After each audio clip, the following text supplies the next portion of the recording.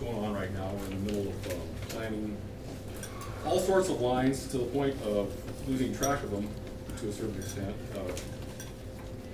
What I'll do is just kind of walk through what we have today and what we could possibly have in 2017. Right now we have 5 designated lines, actually working on 4. We have the Gold Line, which runs from Sierra Madre over to Atlantic and East Los Angeles. And we have the Green Line, which runs from Redondo Beach to Norwalk down the freeway, which everybody knows. The Blue Line, which started it all out from downtown LA to Long Beach.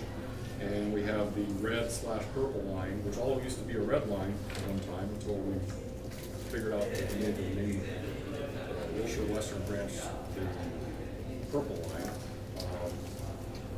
which runs from North Hollywood to Union Station, from Wilshire Western to Wilshire Center to Union Station. Right now it's pretty simple. We run everything independently on the light rail lines, and the subway lines are scheduled together in tandem. So, for example, the subway, if you're a train operator on the subway, you could be assigned to either the red line or purple.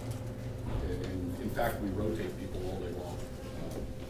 We switch, one trip's a red, one trip's a purple, just to vary up things, because subway life isn't all what it's cracked up to be. So we need to vary their day as much as possible. Everything else is out in the wide blue. Now the Green Line actually runs very similar to the subway in that there's no grade crossings or anything like that. So it's kind of like a surface subway. We do operate, let's see, what do we have right now? We have 171, we have 158 light rail cars on the property right now, 104 subway cars. We use a good majority of those every day in service. I believe it's about 43 trains or something like that. The headways during the peak period on the Green Line, 7.5 minutes. On the Gold Line, 7.5 minutes. On the Blue Line, it runs every 5 to 6 minutes. And then on the subway, 10 minutes on each branch, which is a 5-minute. Life's pretty simple right now.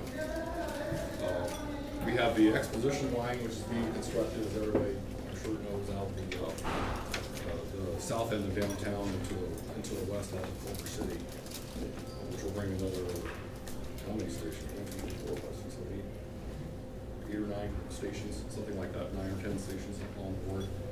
About this time next year, they're targeting July 1st to turn it over, April 1st to turn it over to us, and which would mean a revenue date of about July 1st. Which will be kind of interesting, because at that point in time, then we'll have 2 lines servicing the 7th Metro Center and Pico Station, and then there'll be this junction in the middle of the street of Washington and Flower, which all the trains will have to live. For operational purposes, the Expo line and the Blue Line are going to be tied together just like the red line and purple line are. So your operators can be assigned to either line for that particular combination of lines. So in the beginning, all the train operators will run out of Division 11 in Long Beach, which is a long ways to get out to the Expo side of the operation. But we do not have a yard. We will have a 4-track storage facility at Washington and Long Beach.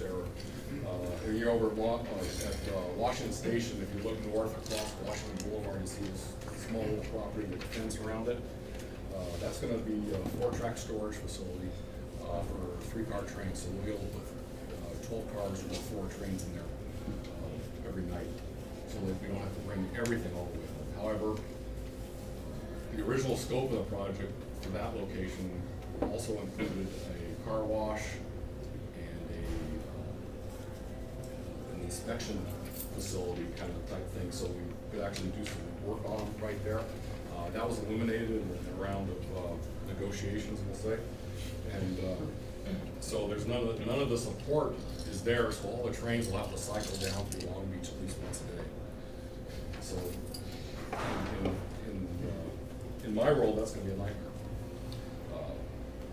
Anyway, we've got, that's kind of what we're facing this year and next year.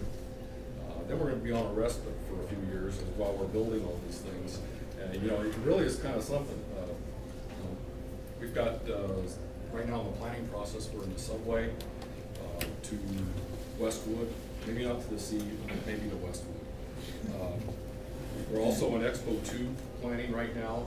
We're hot and heavy in meetings with the city of Santa Monica, trying to figure out what they want out in their city.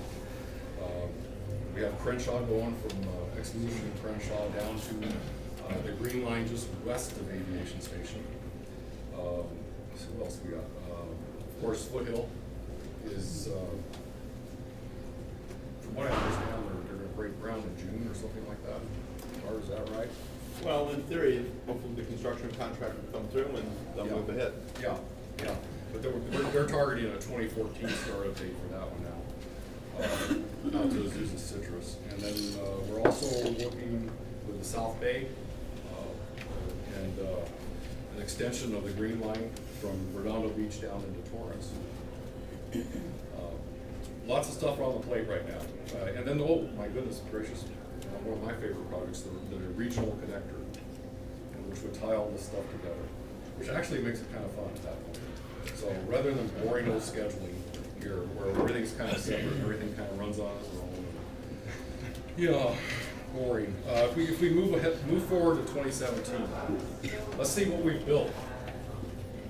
Well, the Gold Line has been constructed from Sierra Madre out to Azusa Citrus. That's 6 new stations. And this is kind of according to the 3010 plan. The Purple Line has been extended out to Westwood or Veterans Hospital, Veteran Administration out there. Hopefully Veterans Administration. We have the Expo Line extended out to truly the sea, about 2 blocks away.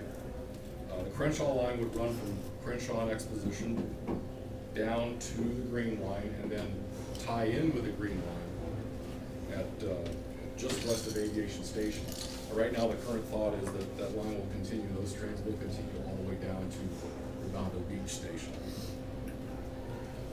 What else do we have? Oh yes, on 2017, I believe the other project that's supposed to be completed is the East Side 2, which would extend from Atlantic either to A, South El Monte, or B, Whittier.